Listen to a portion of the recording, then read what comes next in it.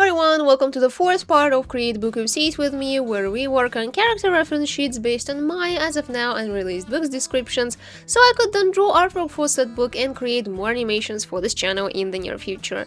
Before we continue, I would like to share that I now have a small webpage with they'll be calling me books information, mostly character sheets for now, but I'm also planning to add some world building information, including a map and some interesting statistics related to the world. You can find it on my card page, it's the first link in the description under this video and most of my other videos as well. I thought it might be useful to have one place where I could store all of this project's information so it doesn't get lost. Alright, this time around we're not just going to use my book's descriptions but also screenshots of my previous animations as references. Why? Well, because these three specific characters, though they do appear in the books, have had more opportunities to show up on this channel on multiple occasions than any other character. This is partially the reason why some of their outfits are more so based on the animations than on any particular book's descriptions. The reason the characters we are talking about today are called the Club Crew is because, you guessed it, they all work in the club they own, and it's the place we see them most often at. In order to go into more details, let's take a look at our first character. Kasper is a dancer who is most experienced with aerial hoops. He stands up for his family, whether they are blood related or not. Kasper had found his success by accident, and even though he had to change his style preferences, he never lost his true self. Kasper grew up in a small village on a pretty big rural island, mostly covered by thick spruce forests. Life had never been easy, but he always put his family first. If Kasper really wanted to change their lives for the better, he had to be decisive. He left his home island, number 27, when he was just 17 years old and found his first job at his father's friend's silverware store. Tarja Capital's lifestyle was different from what he was used to and influenced Kasper negatively. He started drinking in the evenings and played cards excessively, which led to him losing his unloved yet essential job. After multiple failed attempts at finding long-term work, he was almost out of money. Hating the thought of going back home like this, Kasper found a way to go to Carrion, its capital at that, and got lucky. Soon after arriving, Kasper took his chance at a reality show and received a lot of attention. It brought him enough popularity to get his first proper job. He started working as a backup dancer. There he met Orphey, they got to know each other, became friends, and eventually decided to move to Tarja to start their own business and make their dreams come true together.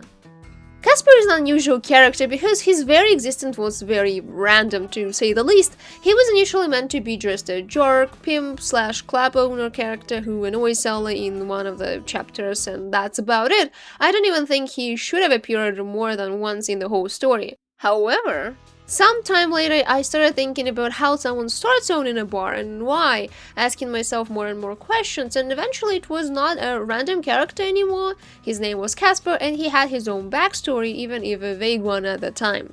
It was convenient to get a character who has his own in-universe story to tell that I could explore in my animations on this channel and not break anything in the main books that were not fully formed at the time. This is how my first little animatic OC story came to be, Forest Fight. It was my first relatively big animation project that I'm proud of to this day, despite the quality being far worse than what I'm capable of now. Later on, I released a continuation, Learning to Live, that's far better quality-wise, even if there is still a lot to learn and improve. And not to mention a lot of shorts that I've released already. The most popular out of them was Mamma Mia, reaching so many views I couldn't believe it at the time. And this is not all, as there are plans to have the continuation of Learning to Live. I just need to find time for it in my already overloaded schedule. One more interesting thing that I, to be honest, could have mentioned in the previous episode that covered Ophira, but oh well, I'm doing this now. Both Ophira and Kasper have patronymic names. They are something that most Tarians have, unless they deliberately choose to remove it when they turn 16. Carrionians only have surnames and names, so we haven't really seen many patronymic names up until this point. Okay, enough about that, let's take a look at his outfits. Kasper's design was initially completely different. The first portrait I have of him was based on the photo of a real guy. To be fair, I usually base it off of real photos, but in this case, they really were very similar. At the time, Kasper was planned to have brown hair that was later changed to ochre/wheat color. He also has lots of sketches, some better, some worse, but these ones all have more or less the same design. The first description we ever get of Kasper in the books is in the second chapter. It says, "There was a bright turquoise spot that caught her eye near the stairway. As she approached, she saw a more detailed image of a man in a bright turquoise jacket with acid blue cuffs. His hair was a natural light ochre color but painted purple on the inside. Ultramarine trousers were interrupted by simple black boots just above the ankles." While the close description doesn't quite match the main poser's outfit I have on the reference sheet, it does give you an idea of the general vibe we are going for here. Actually, this clothing design was one of the first ones he ever had and was later used in Mamma Mia and military dance animations. The hair description is on spot though. If you've seen Learning to Live and Forest Fight, you might know that purple on the inside of Kasper's hair wasn't always a thing. He only had it dyed around the time he was 18, and not because he wanted it that way, but because he needed to match other dancers for one of the performances he took part in at the very start of his career. There is another description regarding the same hair that says, "His light wheat blonde hair with purple coloring on the inside was too distinctive to mistake." The following description is mostly reminiscent of the top poser's outfit where Kasper is hanging on a hoop, and it says, "With a sharp practice motion, he slipped off his glittering jacket and threw it onto a hanger. A few steps later, he lifted one leg and then the other to remove his high boots with bright white pearlescent laces. Without stopping, he was hopping forward on one of his legs while pulling the shoe of the other. Amazingly, he managed it easily and set the boots aside. Now walking in long black socks, Kasper grabbed the hem of his tight, light, semi-transparent top, pulled it off briskly and handed it to an assistant who emerged from one of the doors." Out of this whole description, I would say that the semi-transparent top part is somewhat done here, but otherwise it is mostly an inspiration rather than a one-to-one copy of the description here. Another quote from another scene says, "Kasper, wearing a quite flashy outfit, was spinning on aerial hoops to the song Saved by a Hero." What is a one-to-one description is the smaller poser's outfit, described as no bright colors, no flashy designs, just unremarkable olive green sneakers, standard jeans, and a grey t-shirt. This is the type of clothes Kasper would actually wear were it not for the need of keeping up his persona in front of other people. The right smaller poser's outfit is taken directly from Learning to Live animation, basically frame by frame. Even if it's not exactly relevant in the main story, I just couldn't exclude it from the reference sheet considering how much it means for Kasper's overall story and how much has happened to him in this outfit. As for Kasper's height, he is 165 centimeters or 5.4 feet, but that's with his large boots accounted for, so in reality he should be about 160 centimeters or 5.2 feet. This is something I should have mentioned earlier, but height numbers I've been mentioning in this video so far took the character's shoes into account. I know this might be a little silly, but I do take the character's main pose as a baseline, so... But even then, for clarity, I've pinned a comment under all of the previous videos with the character's actual height without any shoes considered. Speaking of pinned comments, all of the previous episodes of this series received updates on the characters' descriptions, nothing major, just some changes in phrasing for better clarity and understanding. Props to my editor for her amazing work. Before we move on, I would also like to mention that Kasper is actually the shortest character we've had so far. I have no idea if it's going to stay that way, but oh well. On top of that, his height was mentioned in a short quote that says, "He was much shorter than she was, even more so without shoes, so he had to look up at her." Her in this quote is referring to Ella, who is about 2 meters tall. You can imagine he indeed is much shorter than she is. Anyway, let's move on. Orphey is a manager, record producer, and a musician. He never knew his parents or any other relatives and grew up in an orphanage. It was a good children's home on one of the islands neighboring Carrion's capital island. He was looked after and went to school, but no subject in particular interested him until he met his second music teacher. She taught him a lot, participated in competitions with him, and even bought him a guitar that he was allowed to keep as his own. That was when Orphey realized music was his passion, and even after his music teacher stopped working and disappeared, he persisted in making his way into the industry. While growing up and looking for a job, however, Orphey showed great management skills in how he organized and kept his little band together. Unfortunately, he appeared to be more useful as a manager rather than one more musician that the studio had no need for at the time. It was not a job offer he wanted, but one he agreed to in hopes of getting something better down the line. Besides, he had to find a way of making money, and this opportunity was quite enticing in this regard. Orphey kept putting up with his career, which became unpleasant and irritating after time, right until Kasper showed up. They slowly started to get along, help each other, and eventually decided to start their own business in Tarja, where Orphey would finally be able to turn his childhood dream of becoming a musician into reality and broadcast live as much as he wanted. I genuinely don't remember why or how I came up with Orphey as a character. What I do know is that now he and Kasper are practically inseparable, and his influence on the overall story is definitely meaningful. When it comes to my old artworks, Orphey mostly has sketches, not as many as Kasper does, but still. His hair was a little odd back then too, but I like the new hairstyle more. It makes more sense to me, especially the contrast of his proper manager personality shown in the right side of his hair and rock-style musical side shown in the messier left side. Unfortunately, Orphey doesn't have that many descriptions in the book at the moment, but the ones he does have describe the two sides he has when it comes to style very well. The first one being, unlike Kasper, Orphey was wearing something almost formal, a white iron shirt with blue patterns and a blazer, everything proper and neat. This is a description that reminds me a lot of his main pose's clothes we see in the reference sheet. And the almost formal part is quite important here, as technically speaking, suits have always been something mostly formal, while the bright colors Orphey tends to add still look bright and lively. Taking his basic suit as an example, bright yellow parts combined with grey and black, plus the bright blue tie, altogether do give off business, while also being something fun and exciting. I hope I managed to properly express what I mean here. The fact that he's holding a phone in his main pose is also intentional. When it comes to running their club, Kasper is the mascot of this place, while Orphey is the one actually organizing it. He is on good terms with technology and is far more modern in their duo. One funny thing I would like to share regarding Orphey is his name. I chose it based on the lore behind the name. Wiki says, for example, as an archetype of the inspired singer, Orpheus is one of the most significant figures in the reception of classical mythology in Western culture.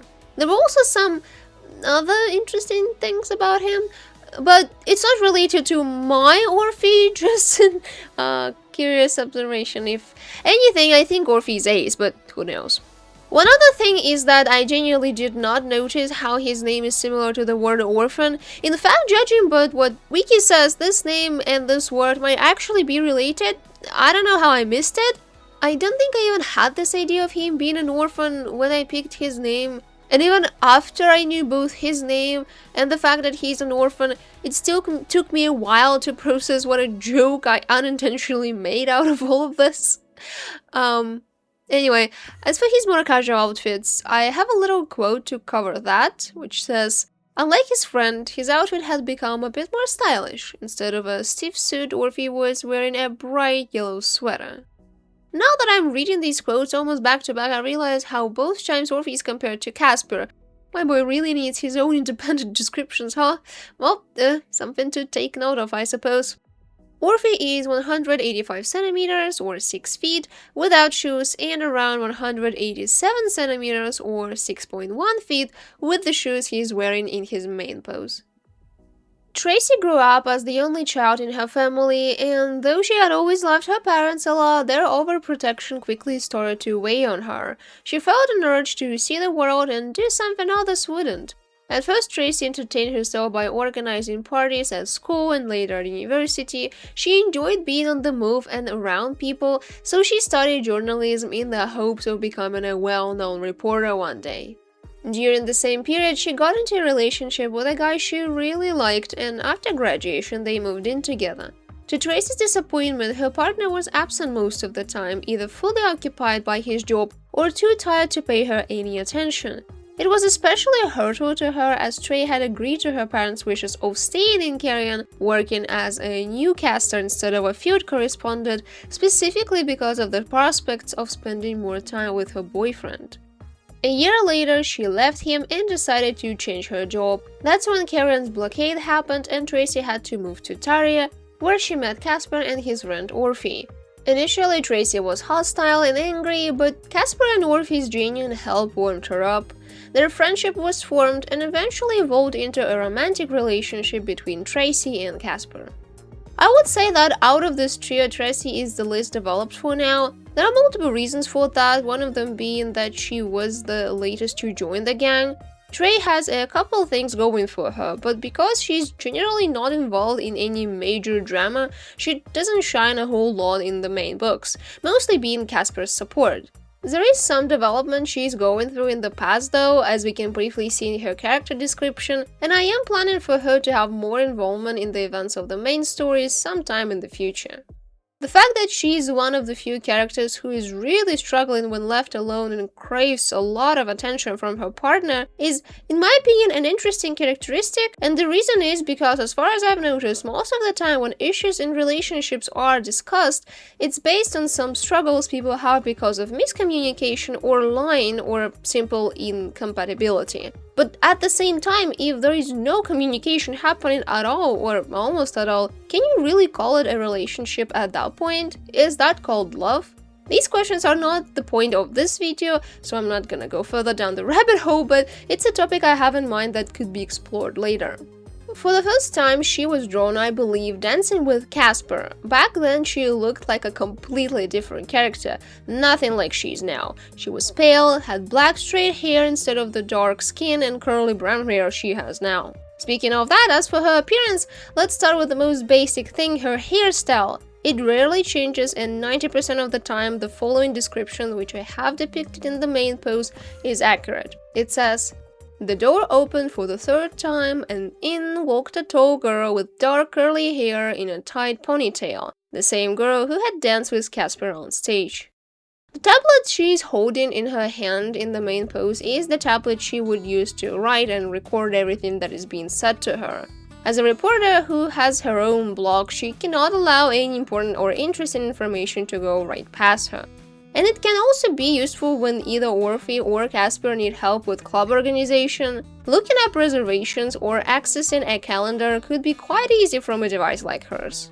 The smallest left pose is more so a performance outfit with all of the bright colors and details, yet Tracy would easily put it on even if there is no occasion, just because she likes what it looks like and it suits her current mood. In the book, it is described as, "Orphey and Tracy followed right after him.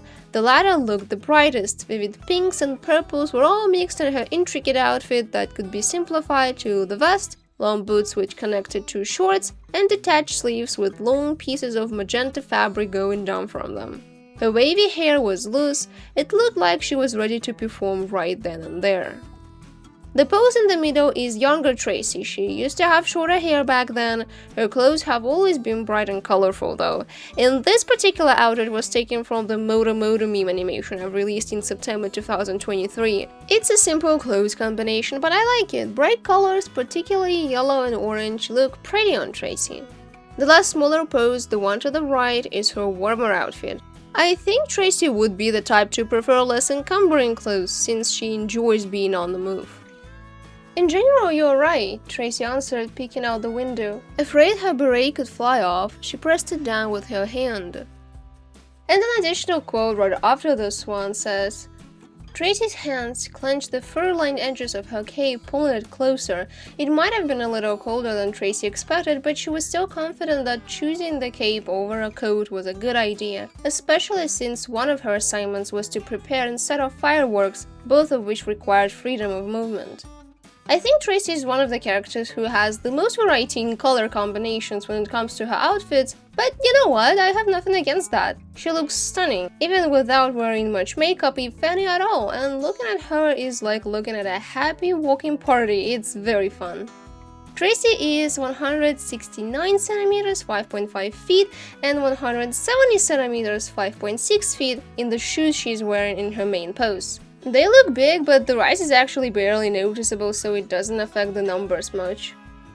Okay, that's it for today. All three of these guys are completed. Finally, after many years of animations and animatics, they have reference sheets. Hooray! In the next part, we're going to take a look at some tertiary characters. This term usually refers to minor figures in a story who appear briefly, often in only one or two scenes, to serve a specific functional purpose without driving the main plot.